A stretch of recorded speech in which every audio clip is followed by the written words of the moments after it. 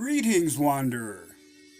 Yes, the weather is not too friendly outside, but please come in and warm yourself by the fire. Welcome, welcome.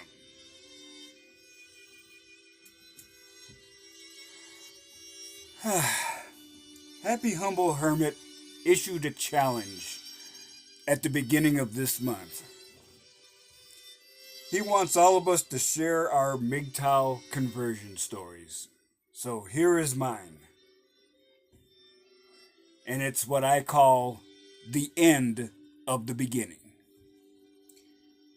I do so now, even though the red pill rage burns inside me, and has all day.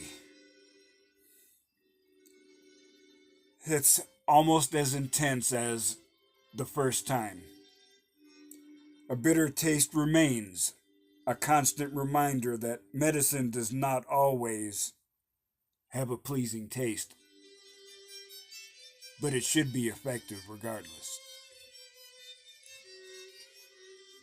I grew up alone and not wanting to be that way. Painfully shy, socially inept. I had female acquaintances, but certainly never anyone I could consider a girlfriend. Even being in college, even being in the Marines, didn't do much to alter my basic passive-aggressive personality.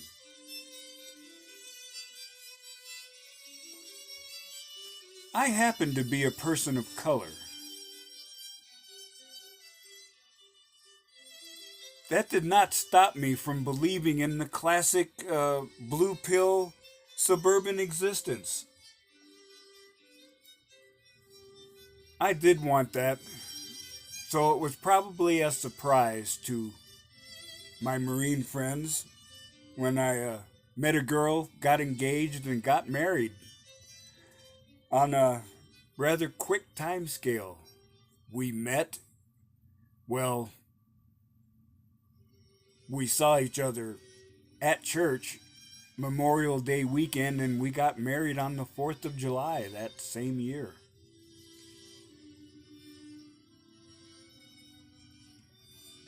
I think about it and I wonder, when did it start to go wrong? I was very heavily blue-pilled. I mean, sure, we had difficulties. What marriage doesn't? I believed in tradition and what I could see from my relatives. But, things are rough sometimes, but you don't abandon your spouse. You sack it up and try to make it work. I did not realize that for all those years, I was the only one trying. I was the only one working towards that goal. I saw certain actions and heard certain statements that were significant, but I just did not process them. I'll admit it, I was too weak-willed and too passive-aggressive to do what really needed to be done. My pimp hand was pitiful.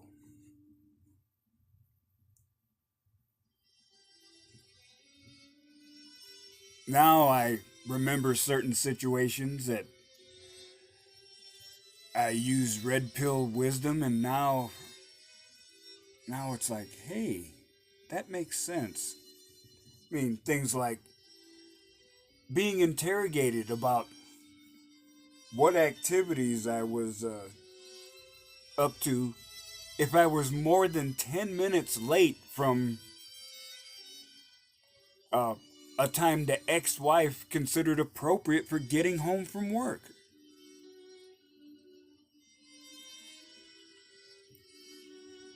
I remember once protesting because her typical pattern was to bombard me with questions and give me chores to do the moment I stepped in the door.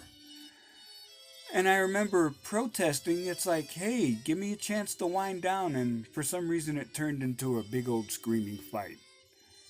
After a half hour of which I finally managed to negotiate a whole 15 minutes of relaxed time after I got off work. Oh, of course, I was also told that I was unfeeling, cruel, and selfish because I wouldn't give my time to her. But that's another story. Uh, I was grinding away at secondary projects too, because I was trying to make money because I'm thinking I'm working 50 or more hours a week. There are times when I'm not even staying in a motel when I work out of town. I'm in a sleeping bag on the ground. And we're still broke? But that didn't work out either. It precipitated another screaming fit. She said I was spending too much time on other stuff and not paying attention to her. It's like, well, wait a minute, we're trying to make money off this. It didn't matter.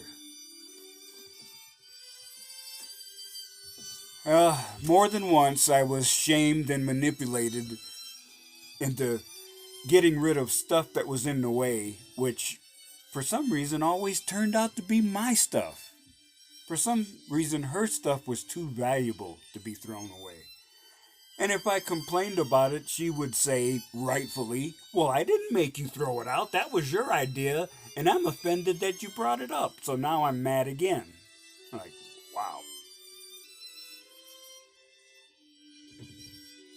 So I remember one time I did this, and I said, okay, well, hell, all my stuff is gone.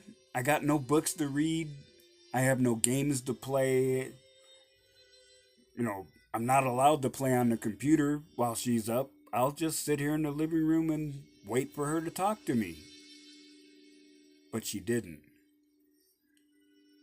I spent 2 weeks sitting on the couch near her with nothing in my hands.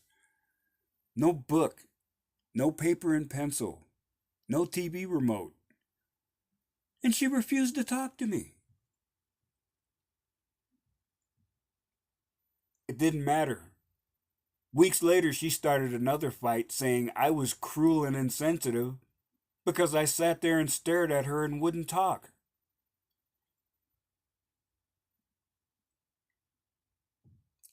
Well, you sort of get the picture.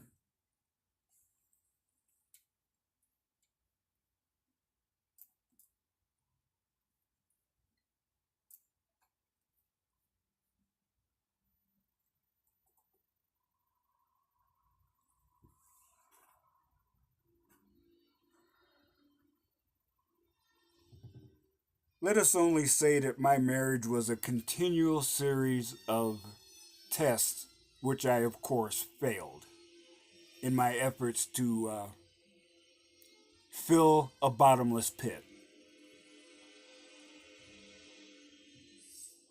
And it didn't seem to matter if I was assertive or not. In fact, for a brief period of time, I was more assertive, and it seemed like her resistance increased.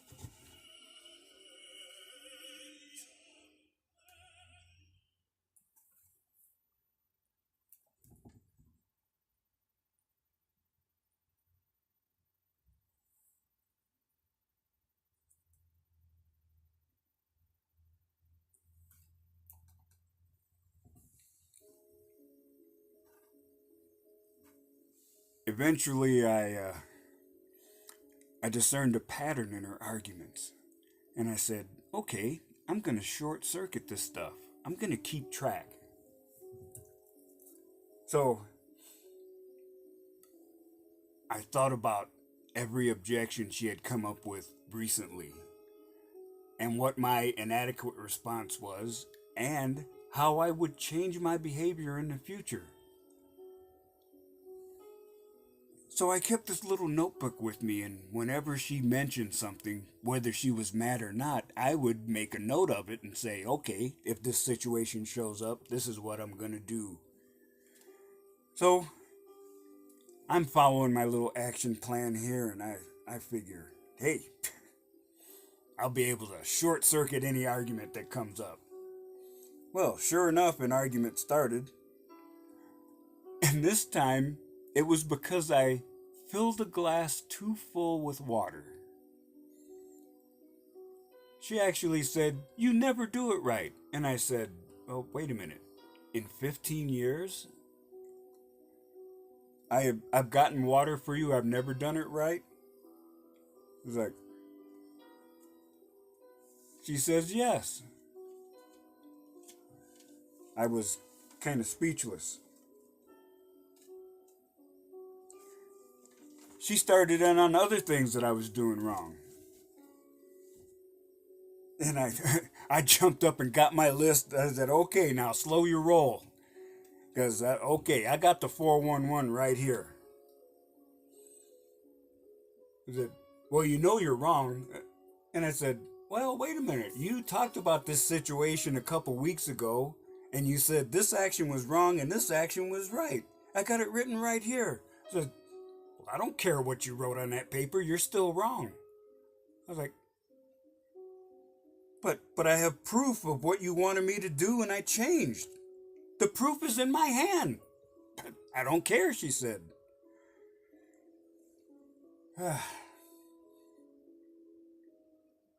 This sent me into a rather severe depression. I remember I would come home and get in bed and curl up in a fetal position.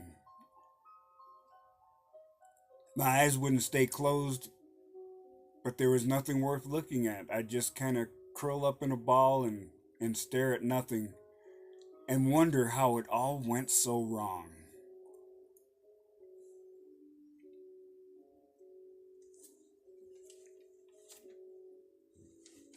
So, I'm not a big fan of pharmaceuticals, but I finally went to the doctor and got an antidepressant. And they worked. They weren't quite as effective when I realized my good mood was chemically enhanced. But it didn't matter because I got a complaint at 150 decibels, of course. You're wasting too much time and money going to the doctor. So I just stopped cold turkey. I did not mention that every time she felt bad and wanted to go to the emergency room, I would go, even though sometimes it was a 25-mile drive each way. And I still had work in the morning, but I would go and try to stay awake and help her. And usually she'd be sent home saying, gee, we can't find anything. But I never complained.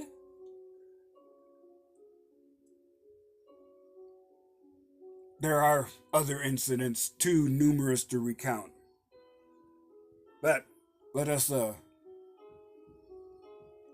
step into the wormhole and leave the past, approach the present. So, eventually, I was divorced. The catalyst was me forgetting to tell her happy birthday, apparently. So,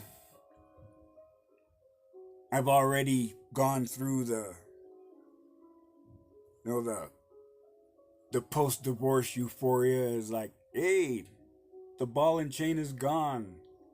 And party, been through all that. And I adjusted to the fact that I was pretty much friendless because my ex-wife had isolated me from everybody. The only friends we had were church friends, and now that we were divorced, they didn't want anything to do with me.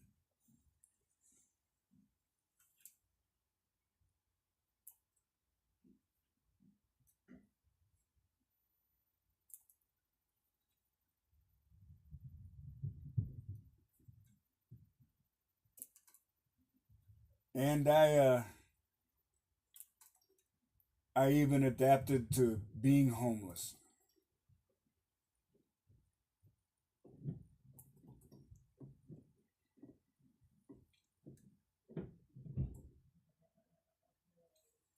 I survived being taken advantage of financially, which made me homeless again.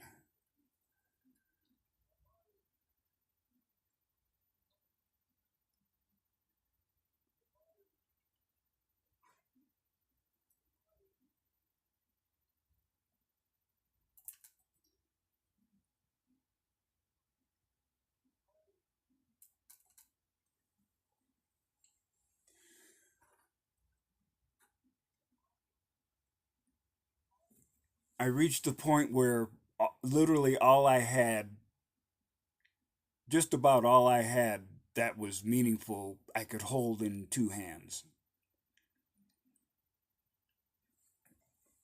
I remember sleeping in the Jeep and thinking, well, this might be a little rough, but I'm only inconveniencing myself. I didn't really worry about personal comfort. You know, it's like, man, I mean, I'm not outside on the ground. I'm okay. I've been through a hurricane of sorts. In the years since my divorce, finally, in the early months of this year, I felt things were starting to get better. Then I decided, wow, since my old phone has died from a virus and I can't surf the internet with my flip phone, I need to buy a good one. I did a couple of months ago, and just about that time, one of my friends at work mentioned MGTOW. I look through my phone, I see I have liked almost 1,500 videos in the past 2 months. I look and see names under the subscriptions, some famous, some new, and almost everyone has quality content. I became a voracious consumer of MGTOW content. I looked through my list. I think the record is 38 videos in a row from Sunrise Hoodie.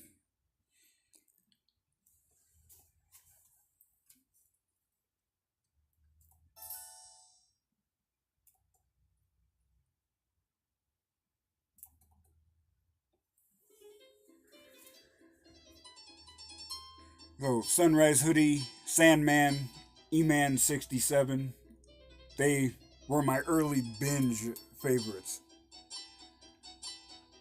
And it was almost overwhelming to see that my my new attitude, so slowly assembled through my life experience after divorce, codified and made understandable, explained in detail.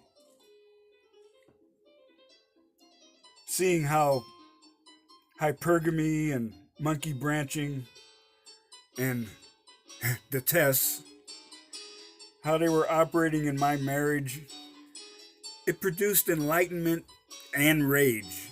They sort of go side by side.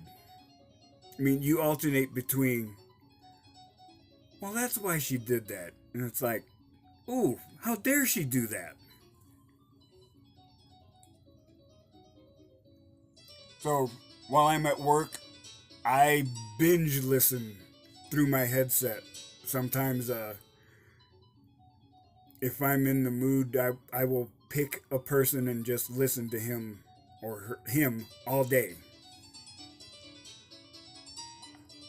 It's a tough diet force feeding yourself red pills, but I know that I need a major shock to the system to reprogram my brain. I watched TFM's excellent presentation on the red pill grief cycle, and I know I'm fortunate that my divorce happened when it did. I certainly wanted to leave many times before, but through a combination of worrying about our son and a foolish attachment to stuff, because I knew if I didn't get everything out that same day when I left, it would be destroyed. I stayed way too long.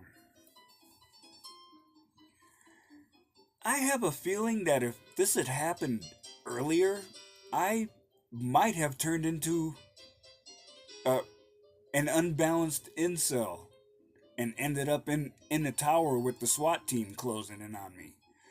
It's kind of frightening to think about, but fortunately, I have my life coach business to develop, uh, which is a venture I thought of just after I was divorced, along with some other activities. Now, I have an additional purpose. And it's one that frankly drives me harder than any of my other business ventures. And that is doing what I'm doing right now.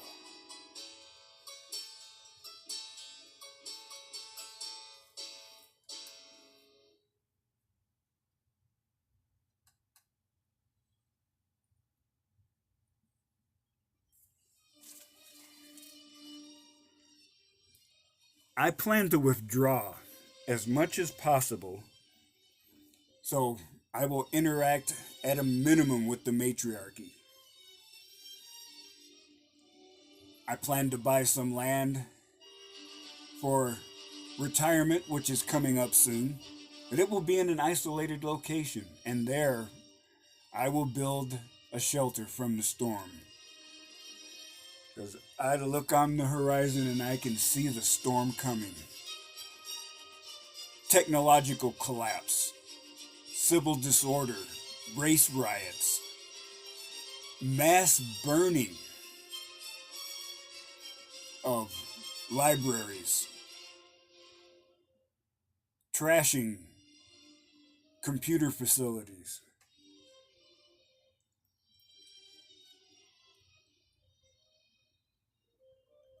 And as TFM said, it just might be hockey mask time somewhere in there.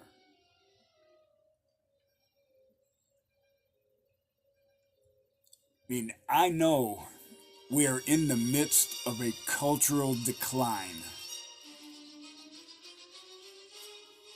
Moderate voices of any political party are silenced because they do not meet the test of ideological purity. There is an increase in knowledge corresponding with a decrease in wisdom. An average person sees the law punish the poor and disadvantaged, while the rich and influential seem to get off scot-free. Many people are only a paycheck away from being homeless.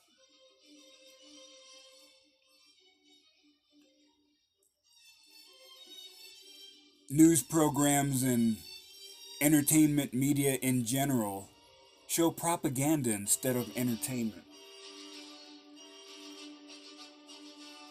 They push the propaganda as absolute truth and loudly proclaim anyone telling the truth to be a liar. Why would a sane man want to stay in that situation? So now, I am here in exile, organizing, gathering, planning. It could be that it's too late and the social collapse tsunami will overwhelm us, but maybe not. Why should I sit and bury my head in the sand and hope, since I can't see this bad situation, that it doesn't exist? Reality is staring me in the face, and I am going to stare right back. I will do what I can to preserve what men and information I can. And if it so happens that 100 years from now, this is one of the places where civilization reestablishes itself, if nobody there even knows my name, I will still be content. For I did not just stand by and do nothing. I did not fiddle while Rome burned. I did not hide in the shadows while the death squads were looking for conservatives and independents and silencing them with gunfire. I did not put up with some little Antifa soy boy knocking my MAGA hat off my head. I may be old, but my pimp ham is strong. Try me, Junior.